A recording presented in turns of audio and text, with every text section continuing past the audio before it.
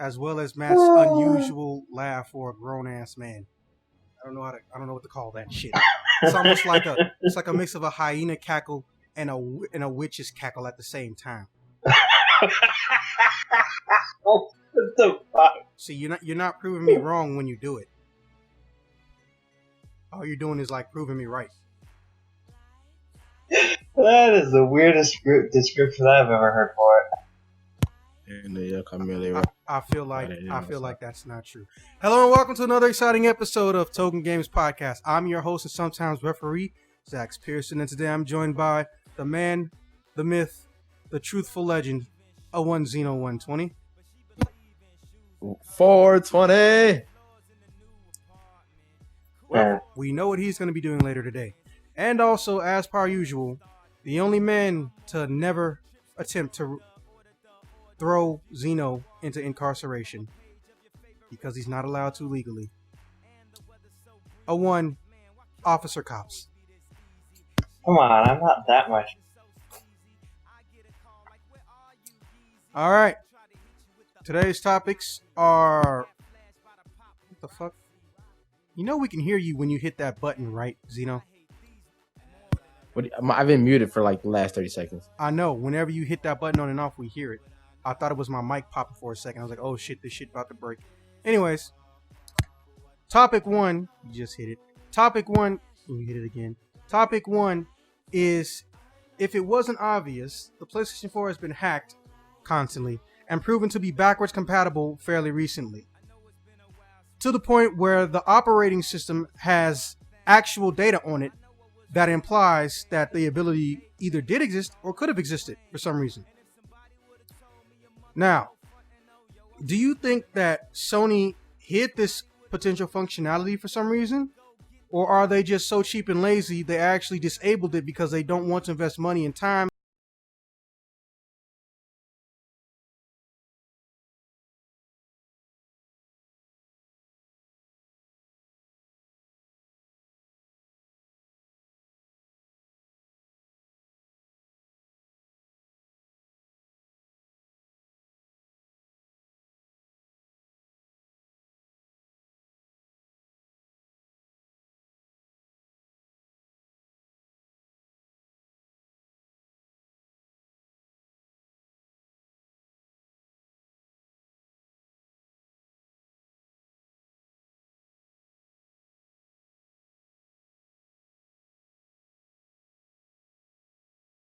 Can you have a difference of opinion?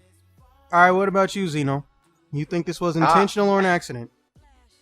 Well, actually, I was thinking the same thing because if they were to, of course, if it's backwards compatible, they're gonna have to render all this stuff for like the PlayStation 4, for like the PlayStation 3 and 2 games and whatnot. No, they won't have to. What they can do is what they did with the PS3 going from the PS1 and 2 games. They can have the image set to display only in its original resolution, or they can have it set to where it detects the monitor size and scales to the monitor's dimensions. I mean, well, at that point, then yeah, they probably just don't want to have to do it. Because, I mean, personally, I wish they made everything backwards compatible because it's like, I have all these PlayStation 2 games, and it's just like, oh, I can't play them anymore. That's great. Unless I have a PlayStation 2, but... Emulator. Alternatively, oh hey, you can pay on PSN to get a copy of this and play it on your PS4. Right. Like... You can buy the game again and you get more money. That's not even a guarantee, though. Sure. Yeah. That's the thing. I just... Like, I had, like, the PlayStation 3, like, when they first came out where they had the backwards compatibility one. I had that one for a good 7 years, maybe. Dude, the only and reason then it died. don't have it is because all of them were defective, and every time I had got one that was supposed to have been fixed from the defect, it wasn't. Like, I would still be playing that PS3 right now, but it pissed me off. I got tired of the bullshit, so I got the second version. The one that was like matte black finish. It looks boring as fuck with the clicky buttons, no touch buttons, and it's never given me a problem. But the only problem I have with the old one is that it would always, something on the hard drive motherboard would fuck up. because it was actually it was a design flaw. They did recall it after all. But here's the thing. What also pissed me off is that, and this is the problem, that the main reason why they said they couldn't make they didn't make the future PS3s backwards compatible. I don't know if people remember this, but there needs to be coding and programming done to modify each one, right, for the new system. No, for the PS3 to modify each individual game to properly run on the PS3. That's what I was saying. Oh, but there are some. But the thing is that what if those developers don't exist anymore? People are gonna want or try to ask Sony to fix it, but Sony gets no money from patching. Dude, Sorry. Sony gets no money from patching. Like, they don't charge their own company in-house to put in a patch.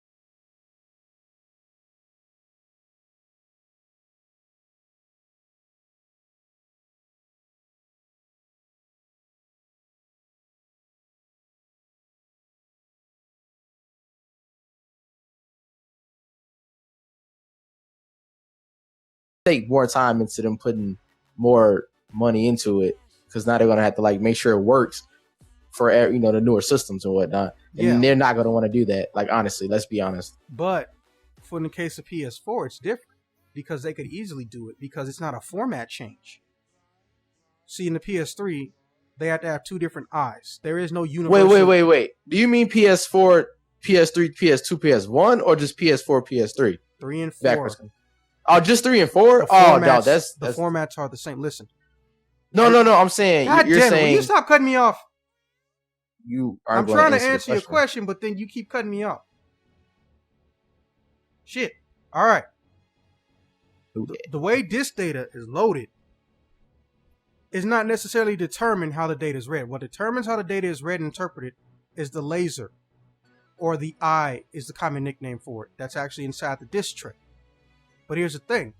When you change the type of disk data, the eye also has to change. There is no universal eye. So when you had a PlayStation 3 that could read PS2 games, CDs, and PS3 games, it was a Blu-ray disc laser and a regular disc laser, or at that time originally a universal disc laser. It read CDs and DVDs. Now, the PS3 and the 4, they're both just Blu-ray readers. In fact, the PS4 doesn't even read black disc, aka 4K resolution disc. It doesn't. So having that data be easily read and emulated is completely child's play. In fact, companies have even said just going from a PS3 version of their game to putting it on the PS4 to be functionally playable doesn't even take a whole 60 days. What really makes those games take longer to come out is they want to get a physical version released on top of upscaling, and then if they're going to alter or modify the game. So for Sony to make their shit read a PS3 game is extremely easy, but they didn't do it. But yes, that's what I meant by formats. I meant the laser inside the reader. Okay, true. And obviously, I'm going to skip taking my turn because I pretty much just gave away my answer. So I think they are doing it on purpose, but not because the reasons you guys have. I think they're not doing it on purpose because there's no way they'd never be finished. They would literally never get to a point where everything is done. They would have to wait till the next system came out. And even then, guess what? We all know people will make games for old systems up to about almost 4 to 5 years after the new system comes out. 360 no longer gets games as of 4 years ago. Well, no, 3 years ago. PS3, they didn't really say that they stopped, but let's be honest, people just, they ain't really just. You know what's weird? When Persona 5 came out for PlayStation 3, it threw me off a little bit. No, it shouldn't have. Why? They said they started production immediately after Persona 4 came out. That's true. And they've been working for 8 years. So if anything, the primary version was PS3. Would have been the PlayStation 3. But because the 4 was out and the PS3 was old as shit, they said, let's put it on here. And I really wish that they they obviously they're gonna make some ultimate legacy version of Persona 5, but they need to fucking allow a lot more adjustments because I hate how the cutscenes are done. I fucking hate how the cutscenes are done. The camera doesn't sit still, and they got this border frame that's on the imagery for no reason. It doesn't need to be there in every cutscene. Oh, look, we're going to put on some little stars and Adobe Illustrator copy-paste graphic designs that took no effort to put together. And we're just going to let them sit on the screen with this little bit of background imagery rolling around that looks like a torn page for no fucking reason. I'm just like, why is this here? And here's the thing. They don't even make the cutscenes designed to where that shit doesn't affect important things in the scene. So it'll be 50-50 9 times out of 10. And I hate that fucking Morgana announcer shit. I don't need you to say something every 5 seconds. There's no off switch for it. Oh my God. It's the easiest thing to turn off too. They could patch that in like that. But, let me not go on a Persona 5 rant. I still don't understand why people saying, "Oh, this is one of the greatest RPGs of all time." I'm like, no, it's a good game.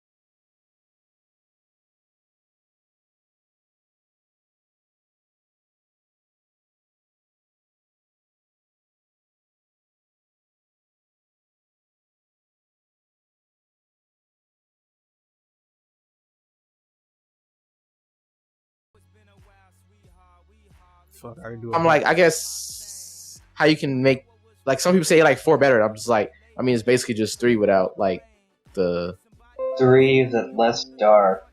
Right, yeah, like a light version of 3 essentially.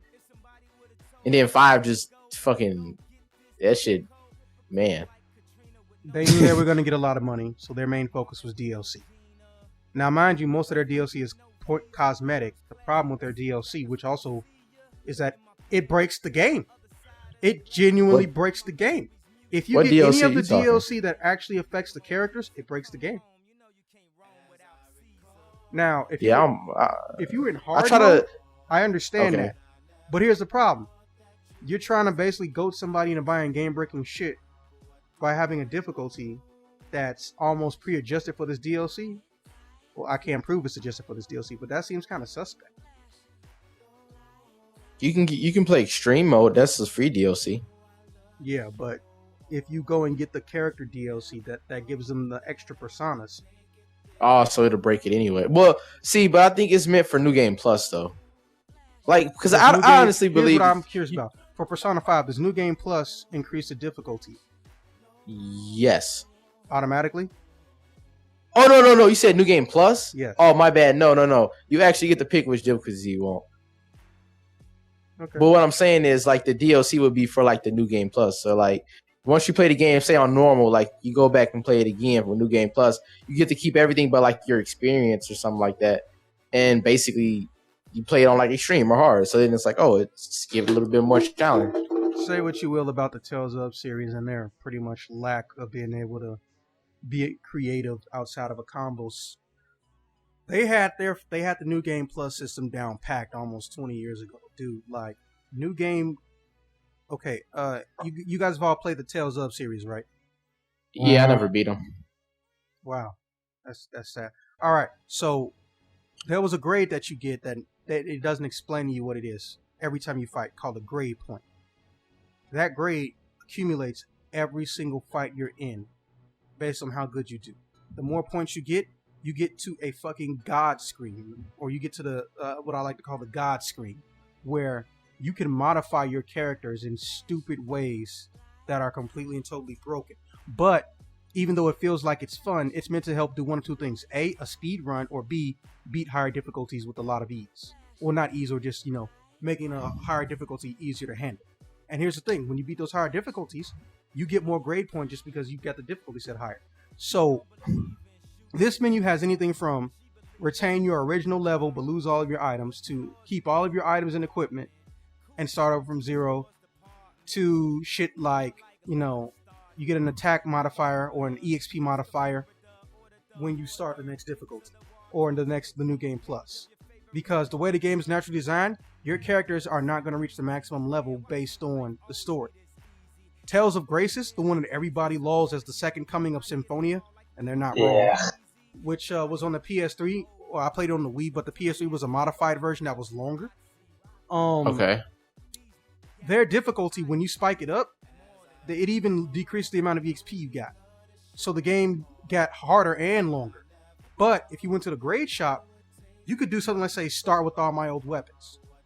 Or you could do something like start with an EXP multiplier for the entire playthrough. The entire playthrough. Start with all of my old techniques already learned and mastered. Because the characters cap level in Tales of Graces F is stupid, like Star Ocean stupid. It's 200. Oh God. It's 250 fucking 5. But by the time the game would normally end, and this is factoring you doing some, not all side quests, your characters are like late 60s, middle 60s. The max level in that game was 255 or 155, if memory serves. It's crazy. Fucking crazy. Or knucking futs, as the kids put it these days. But yeah.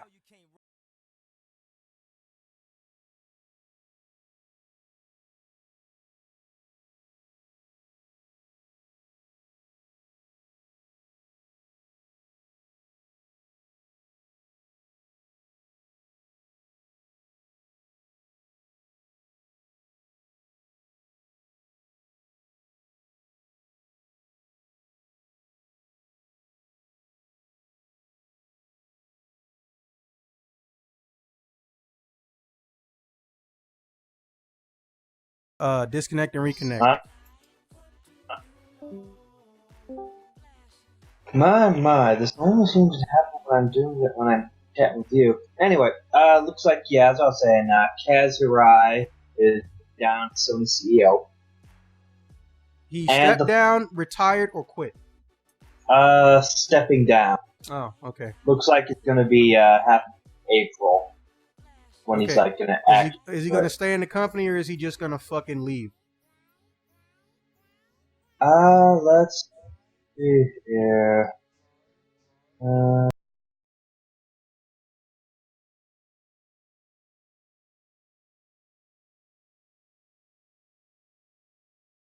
It? No, I'm reading it now. Oh. Wow. Thought you would have read it earlier.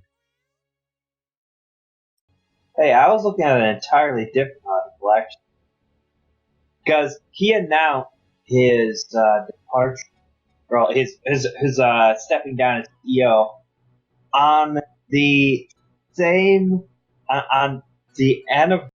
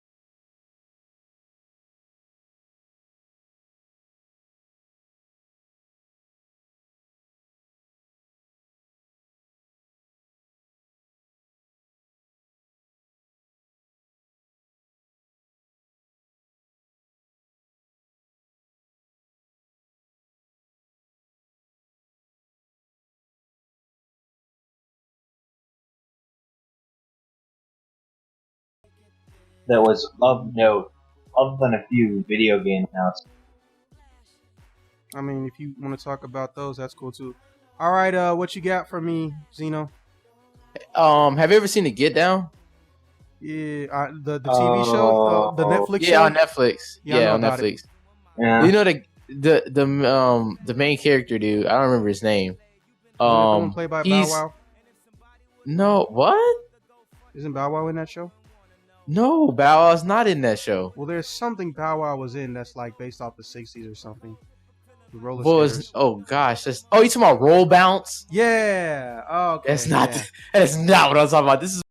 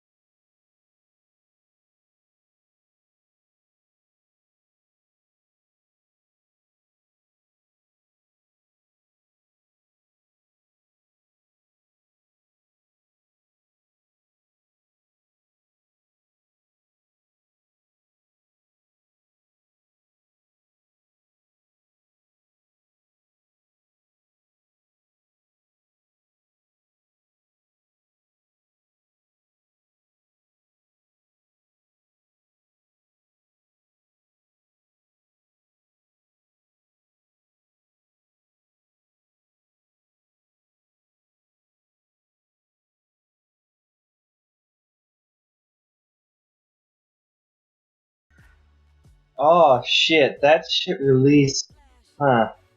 It's gonna be a movie. I don't even give a fuck about the game. I'm going to see the movie because I'm curious how this is gonna turn out, good or bad. This is gonna be one of the most talked about things probably on the internet when it come out. Probably. Sure. Kind of like how they had Pikachu talking in that new Pokemon movie. No, you know what was so funny to me about that? No, my favorite part is everyone on the internet's reaction to it because everyone filmed that shit in the theaters. Oh my god! Like, people are like, what? No, like okay, so they're like, oh my god, Pikachu is speaking English. I'm like, but you're watching it in English, right? Here's what I don't get. Why was it such a big surprise when Meowth has been talking from the beginning? And then, and on top of that, Lucario talks too. So do all the telepathic Pokemon can talk in your mind? I get that, but I don't get why people were mad. Pikachu talk, even though it was a fucking hallucination. Yeah, that's the important thing. It's hallucination. And when Meowth is talking, but here's the one I've always thought was really weird about it. When I saw this, I was just looking up a bunch of combination videos of people filming people's reaction because they had already seen it, right? Why the fuck is Pikachu's voice so high pitched? Like, seriously. I feel like it wouldn't be low. I didn't say. I'm not saying he'd be like Bulbasaur deep. Wow. Hey, I'm gonna start saying that now. Hey, I'm gonna start saying that now. Bulbasaur deep. Bulbasaur deep. We about to You get can into take some that Bulbasaur deep ways. shit right now. But nah, fucking like, why is his voice so fucking high up on the pitch scale, man? Just normalize that shit. I know the I'll original give you voice that. actor is dead, but still. Dude, okay, I got a random question. What? So since Bulma's voice actors died, who'd they give for Dragon Ball Fighters? There's been a lot of Bulma. Oh, you talking about Japanese Bulma? Yeah. I don't Yeah. know. I've heard her voice in Japanese, and she's not too bad. But, dude, like, the Bulmas is weird. It's like Gohan. There's a bunch, with the exception of the adults, there's a bunch of little baby Gohans. And in the case of Bulma, there's like 6 Bulmas. Seriously? And, yeah, there were 4 Gokus, but people don't remember. For yeah, like Dragon Ball, like when he's a kid, when he's like a teenager, when he's like not wearing shoes all the There's time. Dragon Ball Goku. And then when you get into Dragon Ball Z, it got weird with Toonami because it was being There were handled several by dubs. well, even if there was, the Gokus didn't change with the number of dubs. So in the case of Vegeta and Goku, no, Vegeta had only 2 people. Goku had about 5. But here's the thing: some of those times it really didn't matter because they weren't really on the show. They were on a game that loosely came out before it boomed in America. But in the case of Toonami, they rent and used every single episode from the original actor who stopped at 160, which was when they were training in the Room of Spirit and Time to fight against Cell, and Goku was teaching Gohan how to go super. And people who I grew up, my people in my generation, we knew it instantly. Like, what the fuck? Goku. Yeah, different. honestly, you could tell the difference in the tone. Yeah, because the Sean Schimmel is a deeper pitch, and the dude who's Goku originally, he had a masculine voice, but it was a higher pitch. Basically, he had a Justin Timberlake type tone. You know, Justin Timberlake's voice is masculine, but it's still a higher pitch than most men would have. Mm-hmm. They were basically trying to match the old lady who does Goku in Japan, but his voice comes out smoother, which I like because I don't hate the Japanese voice actor, but I can hear the age in it, and it feels weird when I look at Goku, whose body isn't going to start aging again until he's like 80. Facts. Yeah, and even then, a late fact. We didn't find that out until about 4 months ago. Goku's not going to start aging until he's like 80. Oh, and yeah, my other bit of news is, oh no, we were just talking about the Pikachu. Okay, for my news, I don't know if anybody knows about this, but we just recently found out how going Super Saiyan works on the genetic level. And what? Yeah, we found out how Super Saiyan works on a genetic level. Okay, so I don't know if y'all heard about this or gave it a name, but the common consensus was called the emotional theory or the emotional factor. The reason people believe people like Gohan, Trunks, Goten could go Super Saiyan so easily was because their parents taught them to have a higher level of ki naturally, and that going Super Saiyan is tied to some type of emotion, and it was easier for them because, they had the power already, and they were naturally more in tune with their emotions because they had the human side of them. Because humans because the old school Saiyans have no empathy. They're heartless, yeah. Yeah, they were and if you were born without being cruel, or soft as they referred to it, they considered you a lesser Saiyan, shit like that, right? Oh, that actually makes sense. Which is what Goku's mom is. Also, I just want to point out she's only playable in one game, and she's actually pretty decent. Wait, she's playable in a game? Only in one game, and that game didn't even come out till last year. But to be fair, we didn't even see what she looked like till 4 years ago. Well, actually, no, 6 years ago now.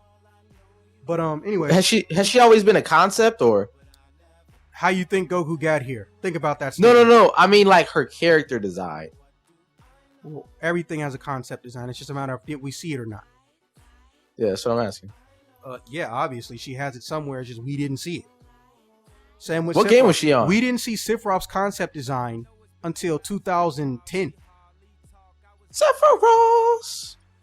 The only real difference is his sword was black and a normal size, and he was of Japanese descent.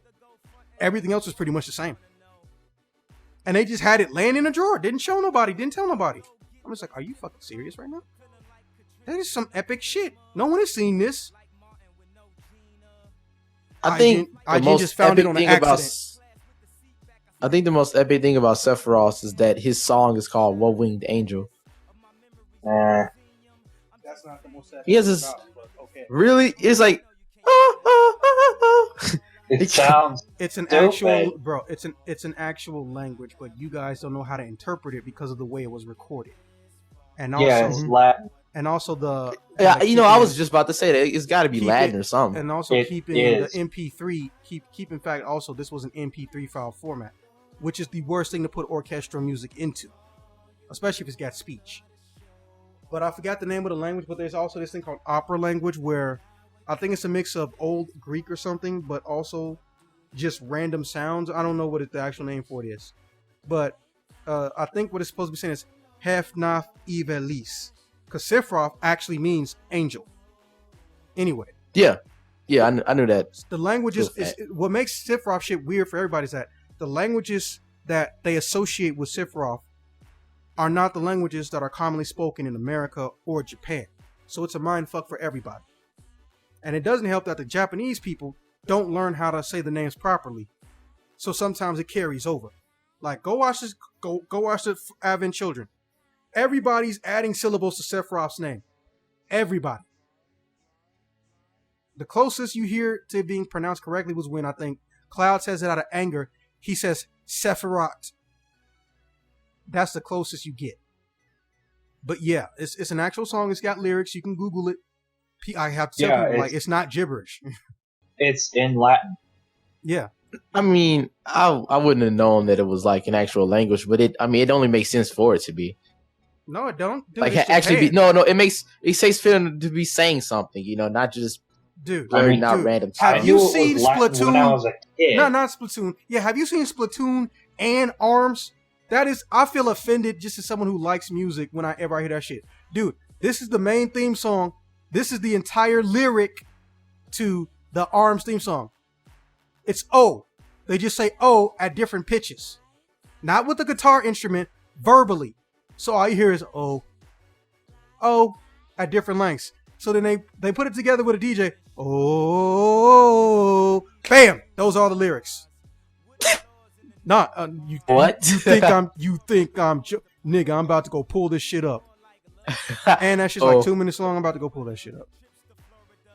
ARMS theme song.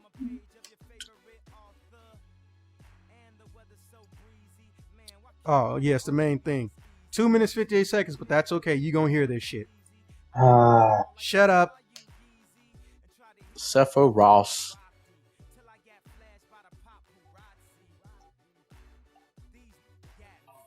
Y'all hear it? Nope.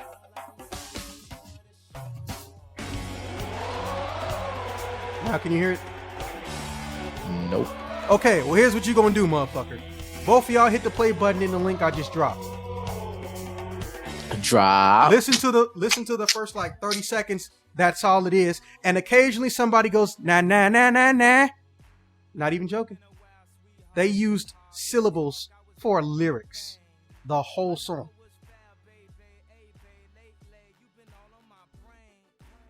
Y'all listening to it? Yes. Mm-hmm.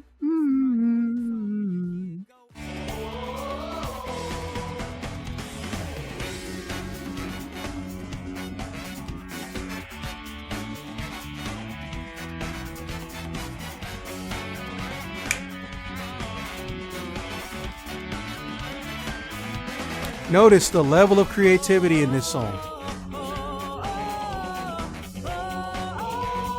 It's got some good instrumentals, I'll give it that. Of course it does.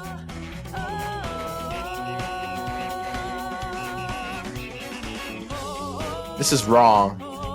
Yeah, you noticed, right? They're literally trying to fool you into thinking that this music is creative by using a catchy beat with no syllables, no actual word, just syllables. Didn't Strong Bad have something about this? I literally, Strong Bad keep reminding me of fucking the main character. They got like the same color scheme shit going. But anyways, I literally want to look up the lyrics to this song just to see how they would even write this in words. Because I'm picturing like a sheet full of O's and then the musical notes and the musical wave symbol, or either it's just the O by itself followed by a bunch of notes into another O, into another O, into another. Like, I want to see the actual lyrics to this song in writing. Good luck with that one. But at least with Splatoon, they mix actual instruments with DJ beats and whatnot, and they use the fake language, which Nintendo's known for. But you know that you treat the language basically like it's another part of the beat. No one treats it like language when they hear those songs. I'm not gonna go and get a Splatoon song, but look, everybody likes a soundtrack for a reason. Now this ARM shit, I'm just like, what the fuck? They got really good instrumentals, but this main theme song, they do this shit. But the ARM people are human, right? Okay. Here's the short of it, and this speaks to Nintendo's favorite thing about stories and how they don't really want to tell them. All right. They're humans that randomly woke up, most of them, and found out that they had the ability to get spring arms. So they decided, you know what? Why don't I try to compete in the spring arm boxing tournament? Some of them already had lives, like Ninja, whatever his name is. He was actually a college student training at a ninja college. Not even joking. And then there are some characters. He's Ibuki. And yes. And then there are some characters who they imply there's some other shit going on, but it's never explained, like the mummy guy. Motherfucker, you dead. How the fuck are you not only alive, but your arms decided, oh, now that you've died, I'm going to turn into springs. Now, the one that doesn't have the ability, though, is like the heavy in the game. There's this girl who sits in a giant yellow mecha suit.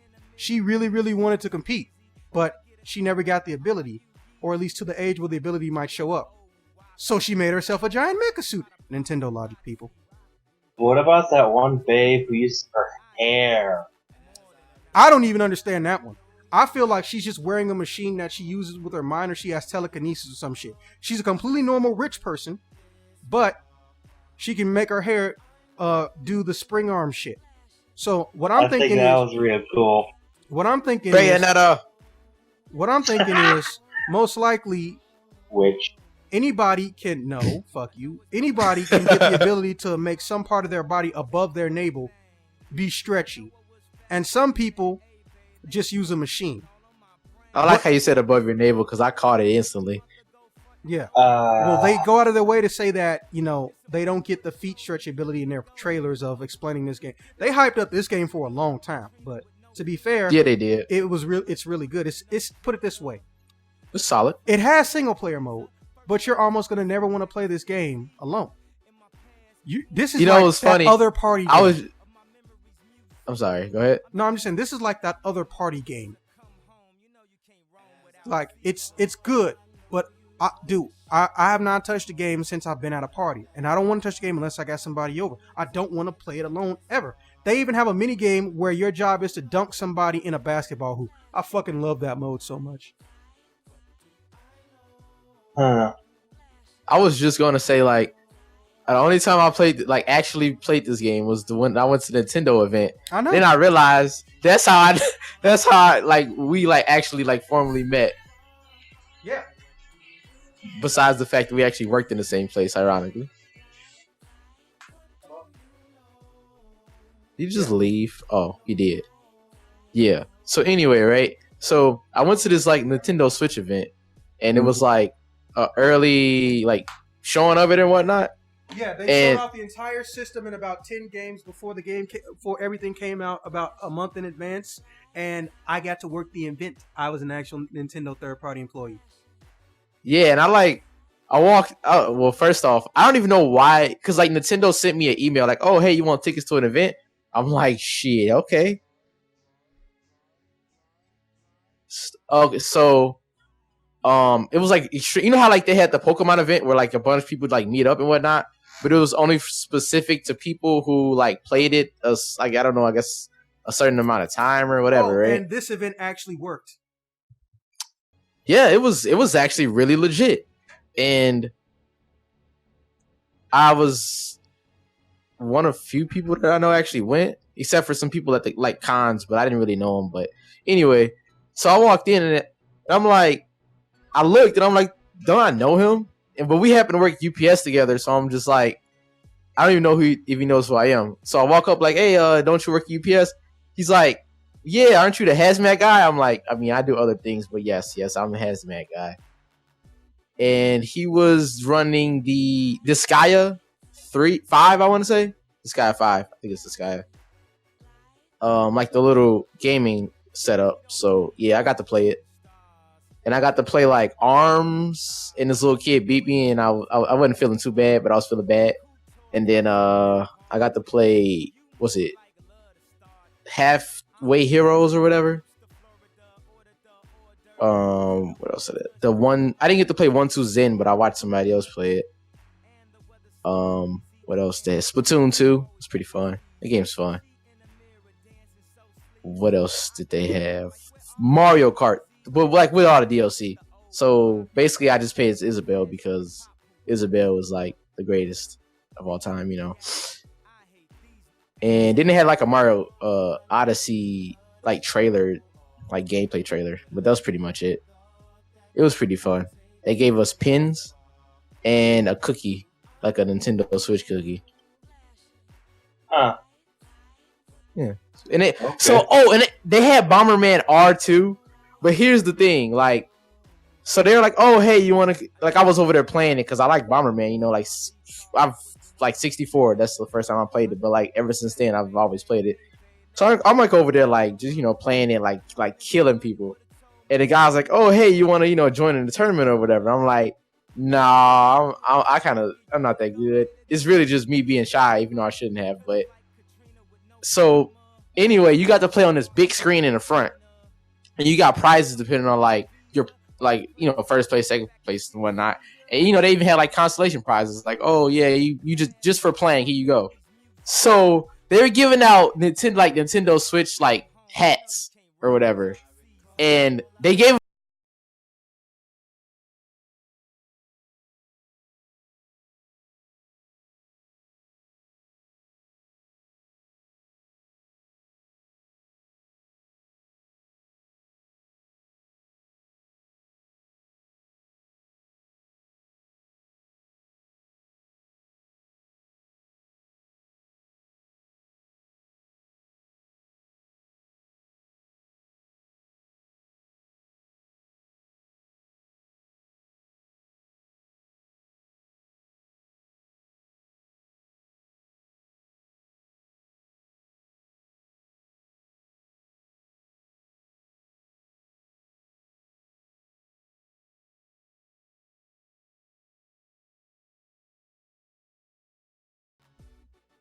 Don't do that.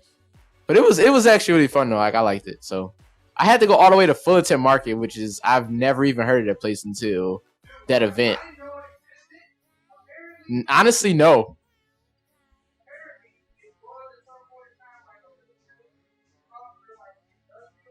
No, we can't hear it. Nope. Okay, so apparently it was like some really, really robust industrial part of the city, like 60 years ago. Oh, okay. But now it's like growing in popularity, or somebody bought shit around the area. Because originally it was nothing but old warehouse buildings, and as you know, almost nobody has their warehouses inside of the city anymore, like deep city. Yeah. So it could be used for storage or something, but then people stopped asking for it. So now, basically, it's up for grabs, or the shit out there is easily rentable because the people that own it don't want to sell it, and even if they did sell it, there's nobody looking to buy really. Because moving shit in that little spot is hard. There's not no high crime rate.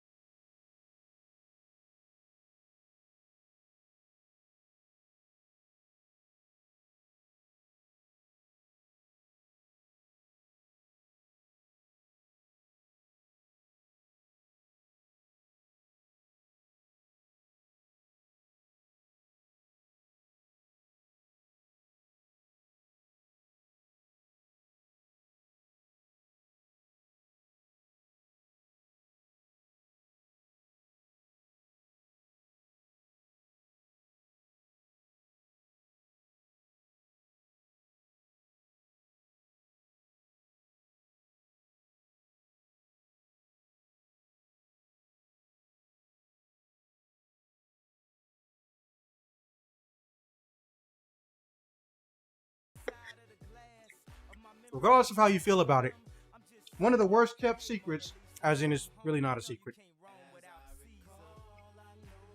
about Final Fantasy 15 is that there was going to be a Switch version at some point and also PC version. However, today, Square Enix officially released the benchmark test for the PC version. Now, if you're not sure what that means or is, basically, it lets you know if your computer can run the game at its minimum standards.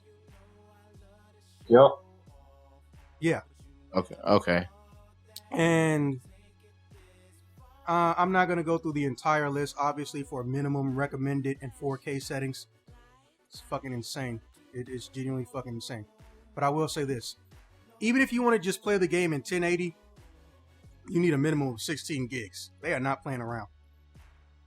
Also, the game somehow almost doubles in size, if not triples. Almost goes over double in size on the PC, even on the smallest settings. This Jesus game Christ. is 100 gigabytes just to play it in 720.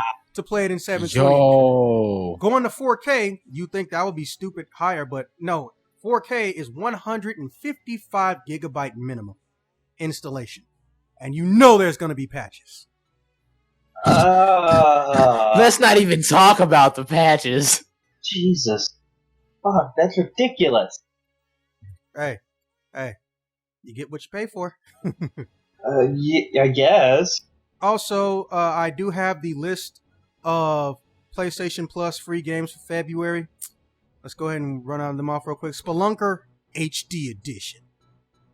I like Spelunker. Mugen Souls Z. I kind of want to look into that because I think I know what that game is. Exile's End for the PlayStation Vita. Mugen Souls. So you know what it is?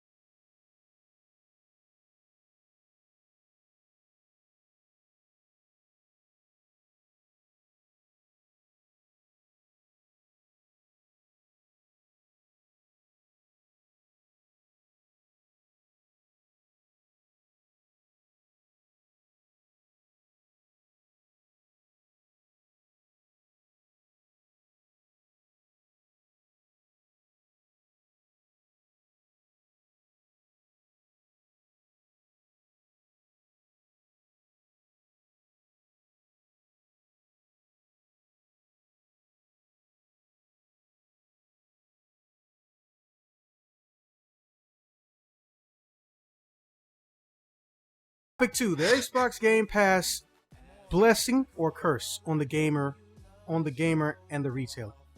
From a business standpoint, it helps consumers with low income become able to contribute to watching or purchasing games, but they have an interest in, much like Netflix. However, many foreign retailers have decided this is counterproductive to their pull list, and Microsoft should stop. This is counterproductive to their business, and Microsoft should stop it. Personally, the problem which brought up this Game Pass subscription service could be rooted into the fact that just getting a game into a store, as well as the pricing it, gives low income to both the consumer and the retailer. It gives low income, to the retailer and also the producer of the product, whatever company or developer you want to think of, as well as possibly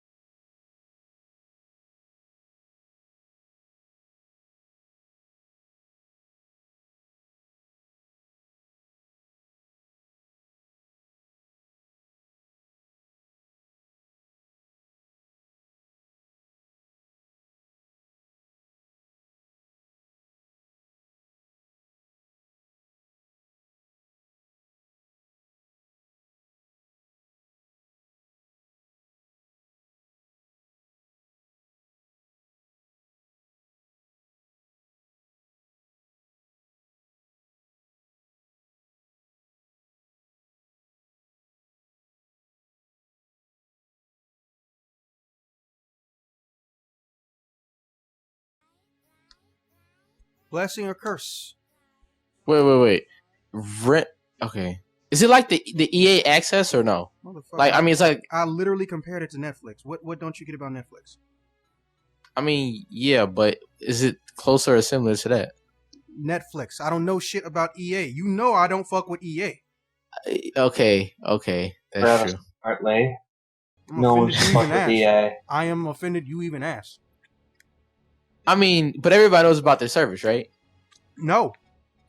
Okay, basically, it's exactly what you. Well, it's kind of like what you explained, but I don't know the exact details. I would thought you would have more, in depth details. Don't you have But Netflix? yes, I have Netflix. I was just asking, because if like EA's doing it, and if it's some of the equivalent, then you can kind of compare it as like, well, It also if it works includes for all them. Microsoft first party titles. So. Oh, okay, that's true. Okay.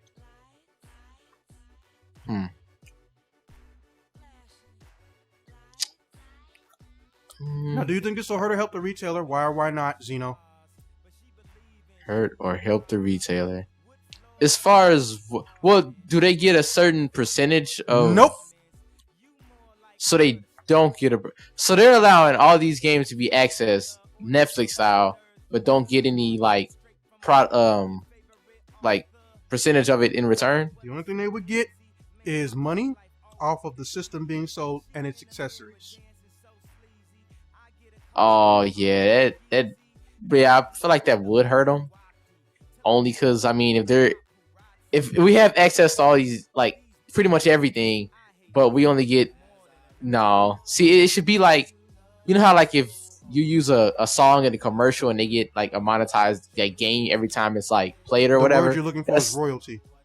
Royalty, yeah, they should. Yeah, that's what I think. They should get royalty. So if they're not getting that, like based on that logic, like I think it actually would hurt the retailer more.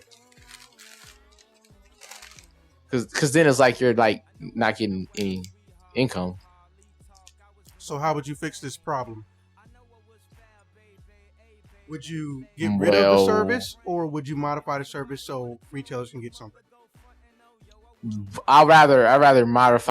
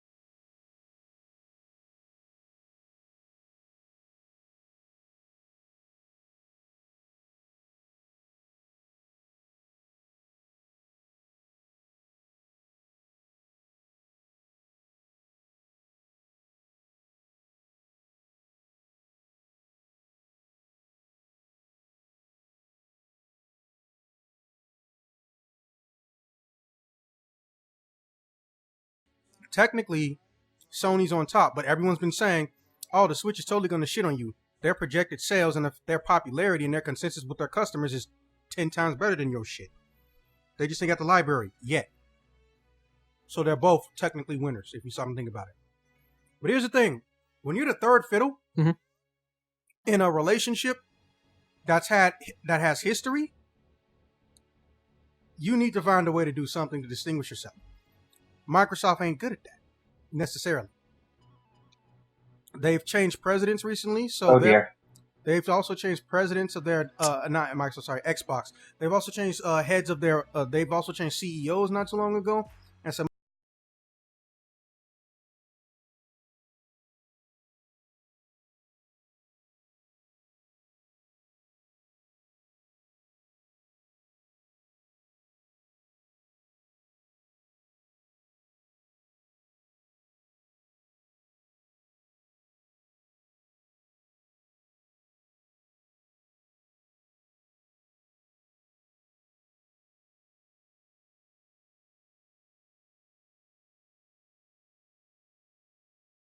Can y'all hear me? Yeah. Yes. You know, y'all can just type something so I don't talk to myself or some shit. Right? No, I didn't realize you were like not talking. Okay. I thought. Microsoft changed their CEO and some other people in upper management not so long ago. So obviously, those people are going to have different perspectives on how to get attention and whatnot. Now, I think his name was Phil Spencer or whoever's got a Twitter and talks and is allowed to talk on Microsoft behalf. They basically said that they feel like this is what they're going to use to bridge the gap for the would purchase versus the would never purchase. Because it's one thing if you like the Xbox, but you can't afford an Xbox because, you know, you're being fiscally responsible. No, you think, dude, that's a legitimate.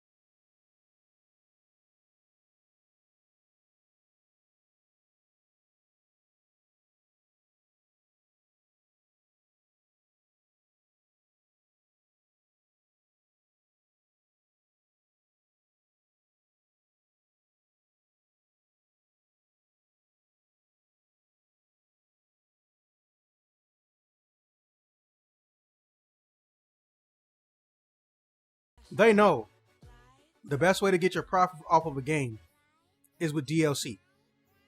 Not microtransactions necessarily, but DLC in general. Because DLC accounts for more profit than the games they're on. Because as I explained, I want to say maybe a year and a half ago, really before we even got you onto the podcast, Zeno, I have access to information that most people don't even see or realize exists when it comes to video game distribution. Because, well, no one actually cares about it. They just want to get it when it comes out. But also because it's part of my job. Fun fact, Nintendo does not distribute their own games in this country. Yeah. Oh yeah. You told me about that. Yeah, but here's the thing though. When a game is sold, by the time the money gets back on average to the company that made it, it's changed hand 5 times. So because of this, at least in America, the amount of profit that a game publisher gets back is usually barely a double-digit number. Barely a double-digit number.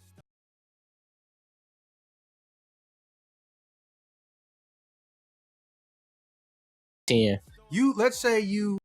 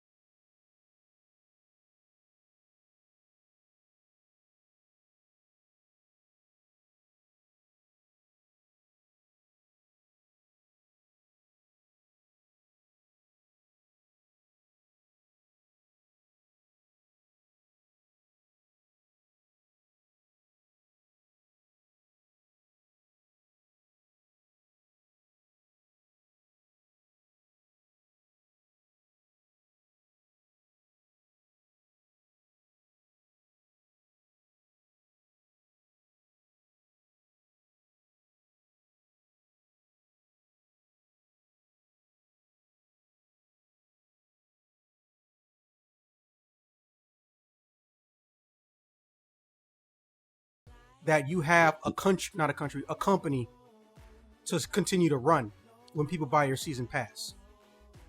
So if only 20% of the people buy your season pass and they want to divide the DLC individually and be selective about what they choose, that means that you're about to get a whole nother milli, and you've increased your chances of staying in the profit margin instead of just breaking even. But on the consumer side, dude, you looking at spending almost $100. If you want to get everything in Final Fantasy 15 right now, before the announcement of this, Royal Edition, which, let's be honest, we all knew was coming, and the second season of DLC, you looking at spending over just about $100. $100. Now, here comes season 2 of the DLC, so your game is heavily discounted. So what do? You make sure you price the DLC to where if they bought the DLC, either season pass and the game at a common used price, they're paid full retail. But now you're getting almost all the profit, and there's less middlemen. There's company tax from Sony, company tax from Xbone, and then the rest of it goes through your customs, your taxes, and then to you. So that's significantly less money changing hands. Because remember, they have to pick a lot of things out ahead of time in advance. What countries to release it in, whose taxes are stupid high.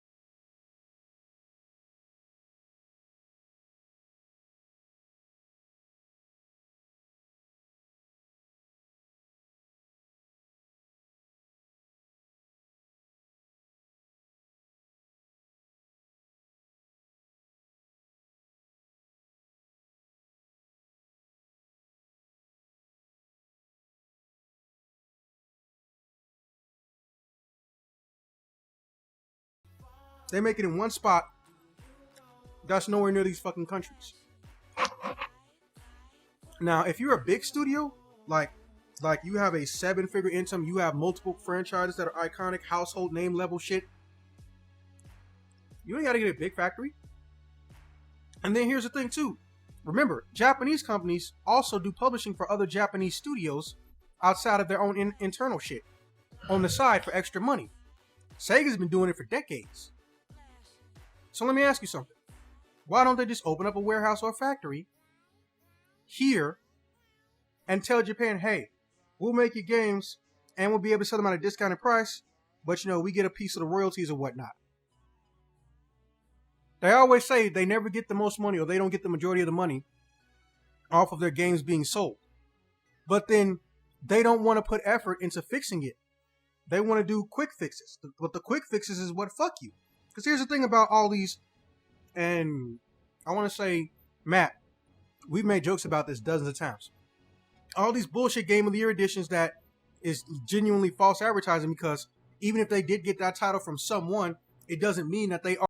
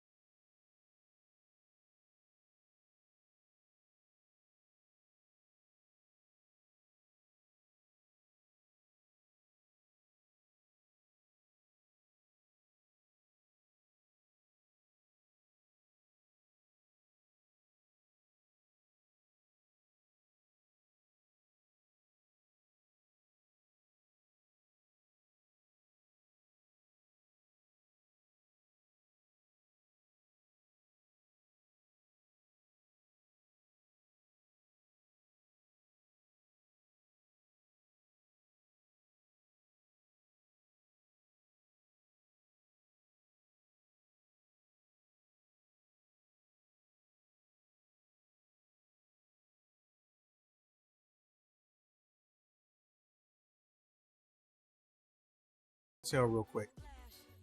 If they make a game with the express purpose of trying to oversaturate the shit with DLC to the point where they've made back 3 to 5 times the game's value and expect people to just buy it or get it in a bundle discount. Oh, sweet, you guys are back. Oh, oh my god. Yeah, we all got screwed. That was a server issue, not us. So basically, Okay. these companies will assume that they're going to get people to buy their game, and then they're going to come out with a fuck ton of DLC over time. Then they want to re-release the game in a complete edition, or they don't care if all the DLC doesn't fit. They want to give you a download code. So if you got the game used, you're still in the same situation you were beforehand. Oh, well, that just means you got to buy it yourself. Oh, well. They know you can call them up, theoretically, enter a promotional code, and have that shit go in. That's what pissed me off with Street Fighter. The DLC doesn't come.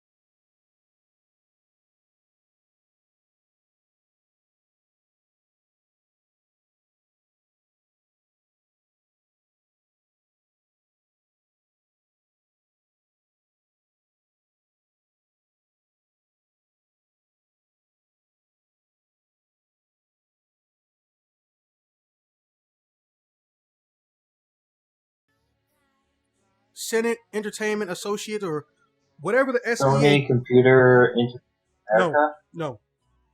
Excuse me, hold on. SEA, Snake Echo Alpha. Whatever group it is that is like they come to the legislative body to, or gives the Senate access to video game creators and developers and shit like that. They're like our representatives to the in this political spectrum.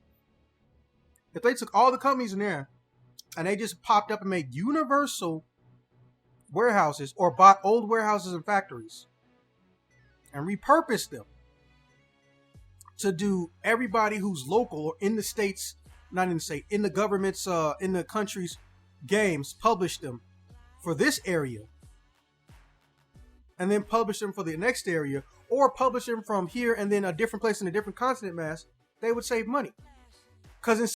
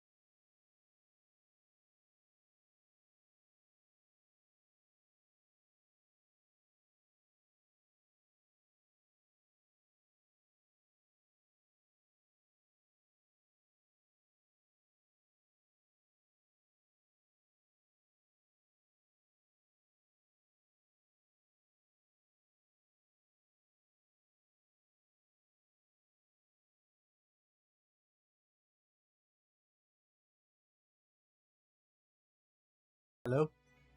Yep. I can hear you now. All right. So, since they're still trying to keep that monopoly and shit, they want to pay these companies, bribe these companies and all this shit. Oh, we want you to have day one DLC, but we want it exclusively to be for us. Because they know they have competition. But now their competition can go and steal their exact same tactics.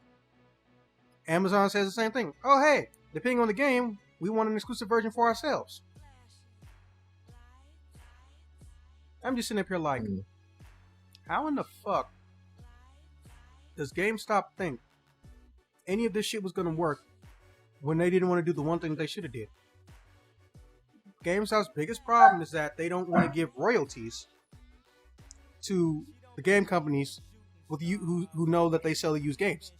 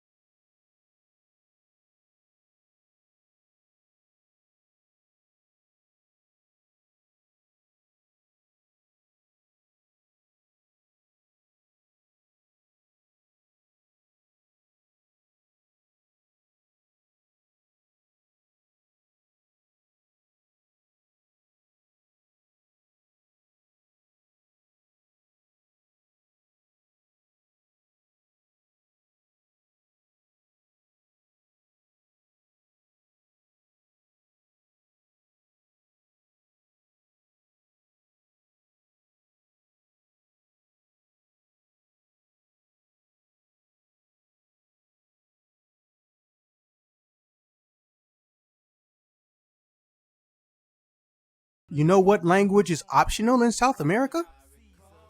English. Yep. So anytime I try to find a website, a physical contact, anybody picks up, I get Spanish. Nobody wants to get anybody from English. Nintendo. Here's their problem. My biggest problem.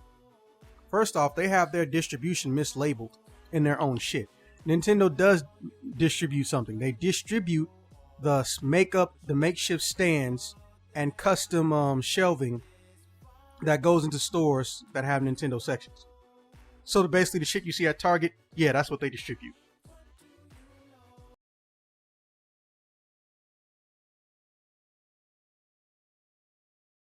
Now, is the name of the company that handles their distribution, which I lost, and I have no way to contact them, and I've got no replies to them back for anything. And it was just a general business possible affiliation inquiry. So I had to go back to Nintendo again. And this is what pissed me off. They make you go through an application process to talk to them. You know how stupid that is? You have to go through an application process. You don't get to send out an email and then somebody responds within 6 to 8 weeks, some shit like that. You have to go through an application process. That's not even done by them. To get access to someone who will represent Nintendo and talk to you. That is fucking stupid. It's unnecessary. So, if they don't understand it, or if they don't think that you have enough business information about it, doesn't matter who you are. If you're not a charity, fuck you. Now here's the part that pissed me off. I went through that entire process, dude. It is like 5 pages long. And at the end of it, it says, okay, well, what do you think the gross estimate amount of, shit like this is? I said, this is a proprietary deal. There is no precedent set currently. There is no way to pull up any form of accurate information. Anything I give to you would only be hypothetical or a flat out lie.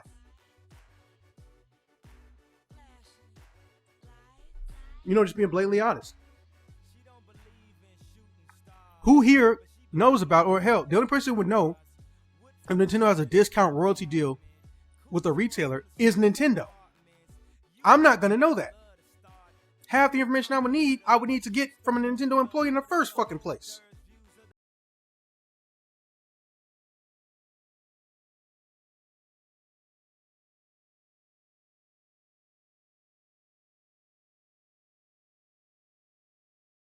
So what ends up happening, 2 months later, I get an email saying, hey, we're going to keep your idea, your suggestions, and your comments about this thing on file, but we're not going to proceed this any further, and you can't talk to us. Have a nice day. That's basically Rude. that's what the email basically said. It says, okay, we keep this information you just gave us on file for 2 or 3 years, but we're not going to talk to you. Bye.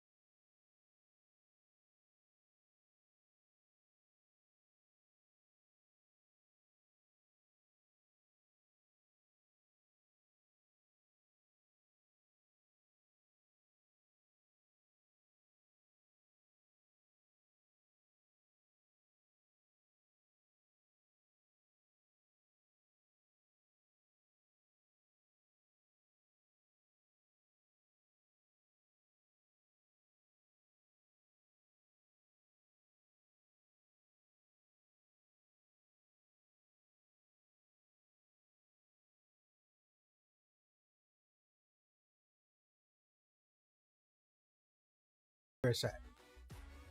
Because if you get money from Virtual Council, first off, don't go blow it on, I don't know, hookers and blow. Shit. It's all about the hookers. Go and blow it on YouTube advertisements. Pay for it. Be one of those unskippable ads. And then, once you make that money back, that's when you want to talk to somebody about DLC or Season Pass. And then after that, once you've made it, and you got your money, we'll say triple what you put on the game, that's when you release a complete edition, discounted price, and on the 4th and on the 7th day you can rest. But the problem is people are so short-sighted. They think, oh, all you need to do is to have a good game and be successful is to make sure your game is fun. No! You can have a shit game and be successful. Ain't that right, EA? Yes. And so the microsecond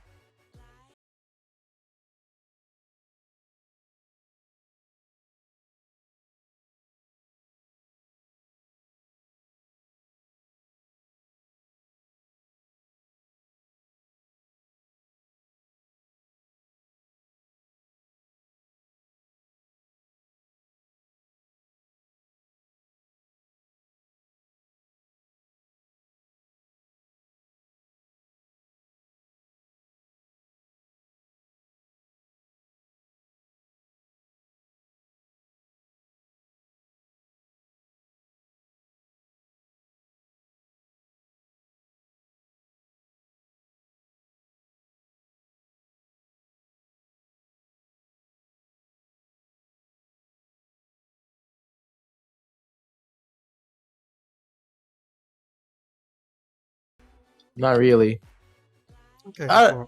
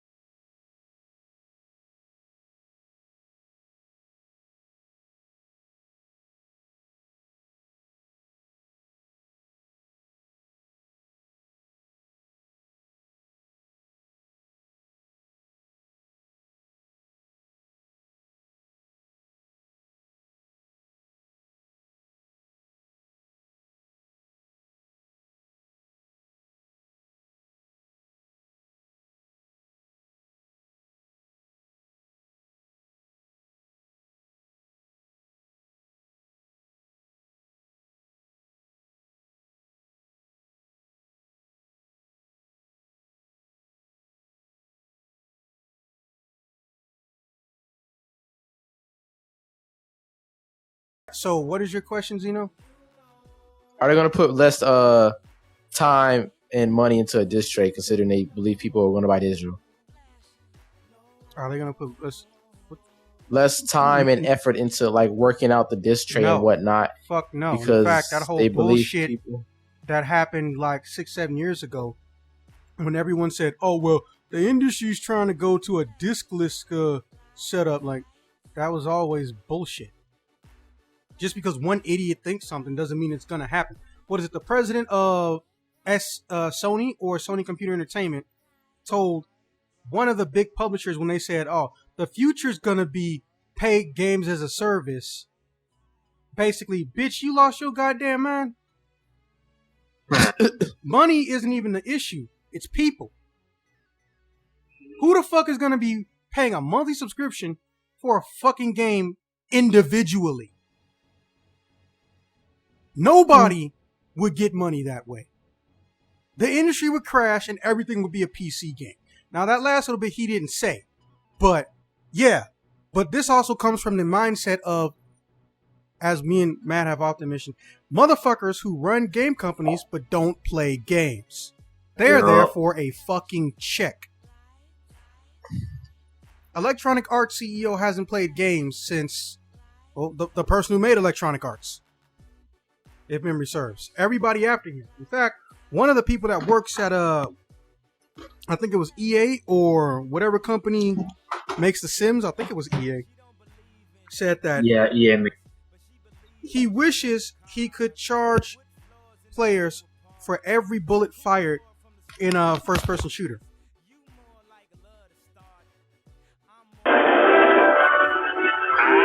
Look, What the fuck? Zeno, you know better. You know better. Look, bottom line is the whole diskless thing could mean one thing. When you come to the diskless era, it doesn't mean that, oh, everything's going to the cloud. Because first off, the cloud can't be trusted. And also, don't do that in a fucking mic. That's very rude. A cloud could also be hacked. The cloud doesn't mean shit will only be online. Someone can still make the shit offline. In fact, ironically, that's what happened with The Sims. They tried to bullshit and say stream only, real-time DRM crap, but it got to the point where the games were crashing and whatnot. So one person figured out with a very simple hack that was like less than I think not even a whole gig, you can fix that. And then they come out with an offline version. So my whole thing was,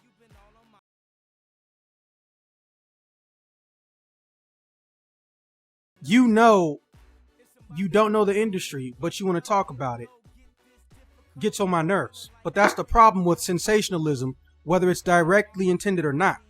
When somebody who says that they're an analyst or they're a quote-unquote leader of a company that deals with video games, people assume they're some type of master of information. And that's total fucking bullshit.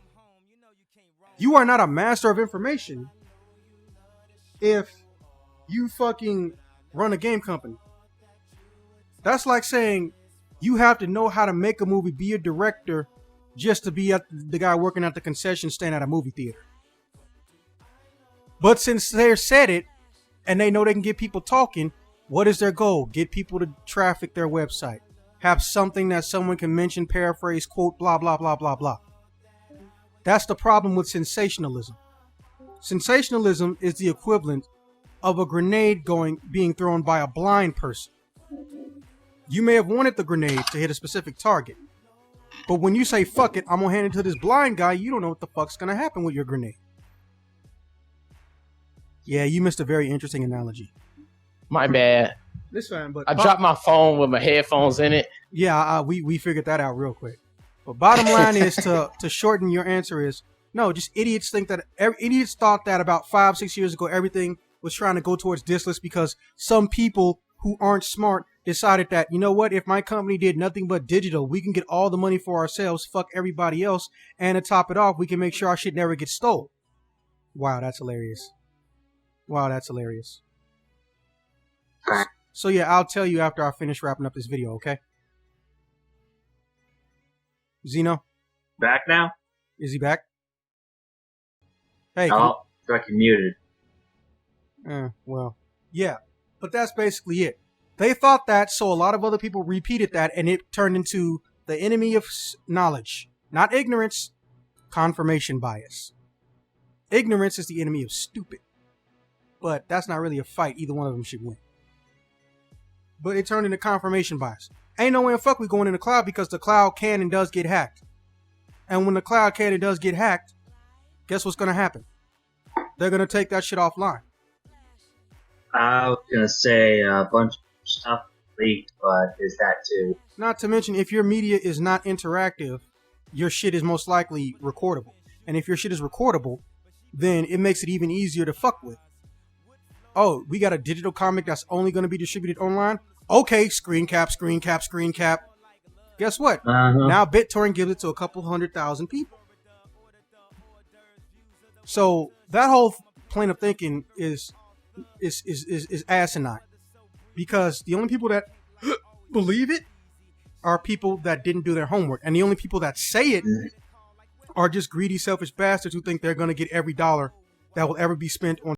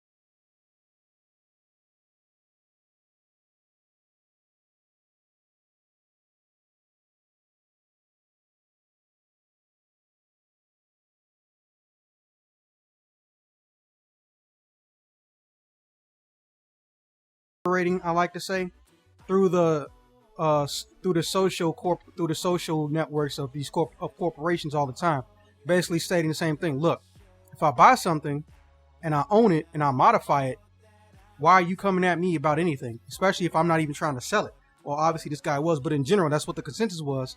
And everybody else comes like, it hurts our business. It hurts our business. No, it doesn't hurt your business. You're not even getting competition. What it hurts is how much money you're making. But your business wasn't going to die overnight because somebody decided they want to get rid of or sell off or make a non-disposable version of your disposable ink cartridge. Your printer is still being sold. Your ink is still being bought. But, shit like that can go either way. But, yeah, basically, again, also in short for your question, is they're not going to fucking get rid of the disk tray. Fuck that noise. Period. Because first and foremost, there isn't, at least to my knowledge, a way that humanity has made data that's online unrecoverable or untransferable. In fact, I've never heard of the concept of untransferable digital data. So they can either copy the game while they're streaming it, get caught, or they can bypass some security so it doesn't fuck with them, and they can record a specific point of time of the data, and they can just keep updating it. In fact, this theory is not just a theory. It happened with this thing called World of Warcraft. There's a version of World of Warcraft that was called World of Warcraft Vanilla that was basically the entire game for the first 2 years. It was just the original first 24 months of Warcraft. And it was not going to get updated to the newer versions. And it even was balanced. They even did external balancing for shit that they never really touched on or that would have, caused some type of flaw or issue. And they do bug fixes constantly. But then World of Warcraft came in and said, fuck you. This shit going bye-bye. We're going to sue you into the ground. But here's the thing. It's offline. It can go offline. So there's really not shit they can do. So, yeah, there's no way in fuck they're going to stop with that disc. But with that being said, this has been another exciting episode of the Gotcha. Token Games Podcast. I will see